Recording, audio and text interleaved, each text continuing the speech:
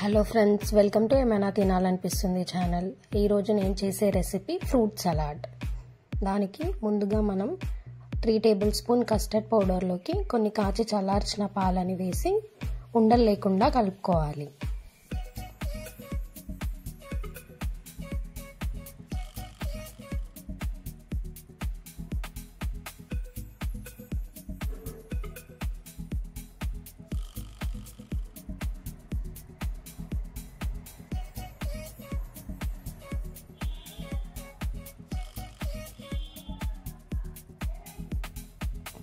నేను 1/2 లీటర్ మిల్క్ని తీసుకొని బాయిల్ చేస్తున్నాను. మనం కస్టర్డ్ రెడీ చేసుకోవాలి కదా, దానికోసం.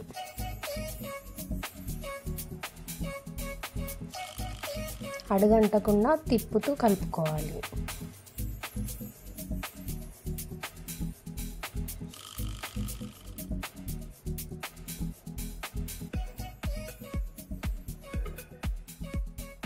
ఇప్పుడు కొంచెం మిల్క్ బాయిల్ అవుతున్నాయి కదా, బాయిల్ అవుతుండగా షుగర్ యాడ్ చేసుకోవాలి. నేను ఇందులోకి 4 టేబుల్ స్పూన్ షుగర్ యాడ్ చేస్తున్నాను.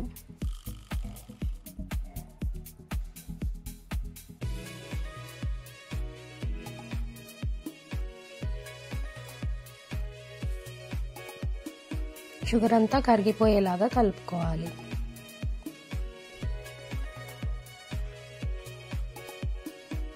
ఇప్పుడు మనం ముందుగా కలిపి పెట్టుకున్నాం కదా కస్టర్డ్ పౌడర్ అండ్ మిల్క్, అది కూడా ఇందులో వేసుకొని కలుపుకోవాలి. కంటిన్యూస్గా కలపాలి, లేకపోతే ముద్దలు కట్టేస్తుంది.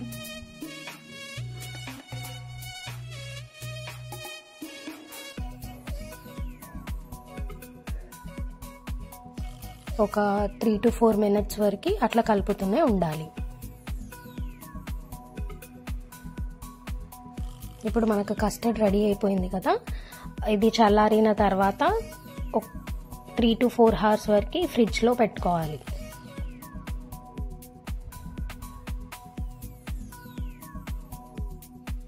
నేను ఇప్పుడు ఫ్రిడ్జ్లో పెట్టి తీసుకున్నాను. అది కొంచెం గట్టిగా అయినట్టు అనిపిస్తే కనుక మీరు మిక్సీలో వేసుకొని మిక్సీ చేసుకుంటే టెక్స్చర్ ఇంకా చాలా బాగుంటుంది. నేను మిక్సీ చేసి తీసుకున్నాను కస్టర్డ్ని. చూడండి టెక్స్చర్ ఎంత బాగుందో. ఈ ఫ్రూట్ సలాడ్ కోసం నేను దానిమ్మ, banana, apple, green grapes, black grapes and కాజుని తీసుకున్నాను. మీకు కావాలనుకుంటే ఆల్మండ్స్ని కూడా తీసుకోవచ్చు. ఇప్పుడు నేను ఒక గ్లాస్ తీసుకొని అందులోకి కస్టర్డ్ని యాడ్ చేస్తున్నాను. తర్వాత దానిమ్మ గింజలు, మళ్ళీ కస్టర్డ్ని యాడ్ చేస్తున్నాను.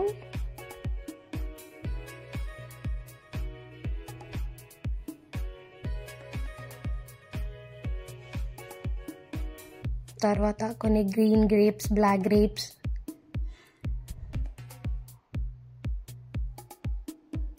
ఇట్లా వేసుకున్న తర్వాత మళ్ళీ కస్టర్డ్ని యాడ్ చేస్తున్నాను.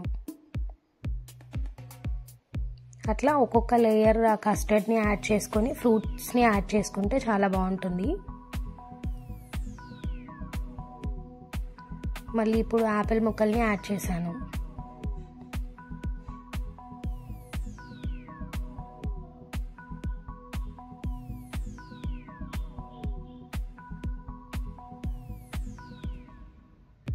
కొన్ని బనానా ముక్కలు,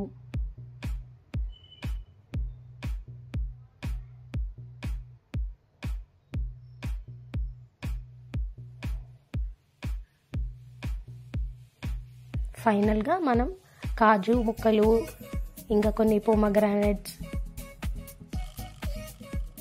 వేసుకొని సర్వ్ చేసుకుంటే కస్టర్డ్ చాలా టేస్టీగా ఉంటుంది. మీరు కావాలనుకుంటే ఇట్లా ప్రిపేర్ చేసుకున్న కస్టర్డ్ని ఒక 1 hour ఫ్రిడ్జ్లో పెట్టుకొని తింటే ఇంకా బాగుంటుంది టేస్ట్.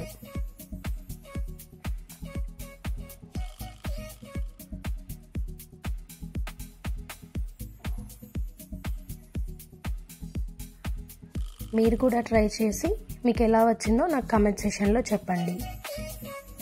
ఈ వీడియో కనుక నచ్చితే please like, share and subscribe to my channel.